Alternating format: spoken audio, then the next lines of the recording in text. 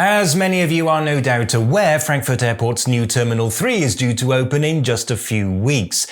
But what you probably don't know is that an extension to it is already under construction. And what makes it unique in the world is that it's located about 60 kilometers away from the main terminal building. Yes, the tiny village of Kleinkahl is going to be the location of the new Terminal 3.5 in a daring new experiment that could change the way we think of airports forever. Frankfurt Airport is Germany's biggest hub for air traffic and one of Europe's most important airports. As such, it is incredibly busy with massive jets taking off and landing all the time. And with Terminal 3 about to open, it's set to become even busier. But this makes it much more dangerous for small, light aircraft. We're talking private planes flown mainly for business and pleasure. These tiny little planes are at increased risk of being smashed into by the big jet airliners. So the idea is to, as it were, outsource the handling of these small, squishy planes to a location outside of Frankfurt while still legally being a part of Frankfurt Airport. In effect, Terminal 3.5 is to be what in the airline industry is known as a general aviation terminal. This might seem bizarre, the kind of harebrained scheme that only a politician could dream up. But as it turns out, there is some logic to the idea, not least because many of the facilities that an airport terminal needs are already in place. For example, the village store is to be converted into a duty-free shop. Now, ordinarily, this would put it airside, meaning you couldn't visit it without passing through the security line, and that would mean that the villagers would lose access to their cherished shop. But a solution has been found for that. Village residents will be given a one-time and very thorough security check and then issued with special passes allowing them access to the shop.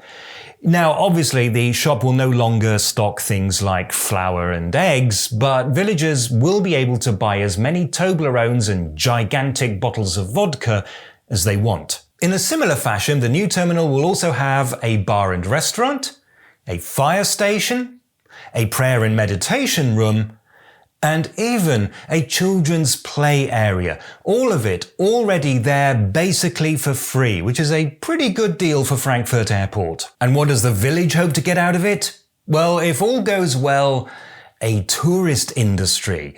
Kleinkahl is hoping to promote itself as the perfect getaway for burnt-out city executives. An exhausted hedge fund manager landing here will be met by billboards advertising the perfect wellness break in pristine countryside. Think about it. If you were a millionaire, would you prefer to spend 2 days sitting in a meeting room or 2 days having massages and going trekking through the woods on horseback? Well, exactly. However, plans to include a digital detox in the package had to be shelved when it was realized that this would mean turning off all the cell towers in the area. That was felt to be a step too far. As you can imagine, the project is quite controversial and there's a lot of opposition to it. There are two particularly contentious issues that are still being very fiercely debated. The first concerns that this new terminal has its own dedicated runway, which is certainly unique, but it was really the only option available. And this means that villagers will have to get used to the sound of small planes taking off and landing here all day, every day. It's not just the noise. There are concerns that this new runway is just not up to standards and is in fact inherently unsafe. As one local pressure group put it, it's barely enough to land a drone on, much less a Gulfstream G450. The local fire chief has been quoted as saying, "What is this, amateur hour?" And the second issue is the new maglev that will be necessary. The only way to get passengers to and from the main terminal building is by a super fast transit system. This means a Transrapid line. This is the system that was developed in Germany in the 1990s and is currently in use in Shanghai. Construction on this line hasn't even begun because every little village along the proposed route has raised legal objections, and this could delay the project by decades. Not only that, but the village school will have to be demolished to make way for the maglev station.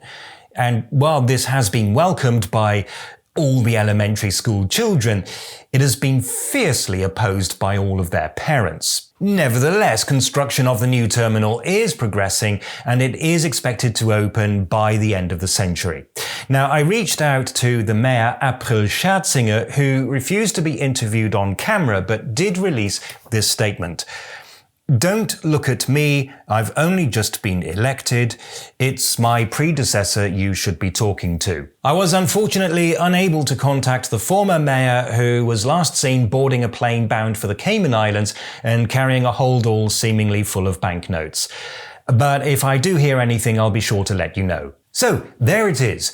An innovative solution to all of our transport problems, or just a bad joke? Let me know what you think in the comments. Thank you for watching, and if you enjoyed this video, here's another video that you might like. Or possibly not. Whatever.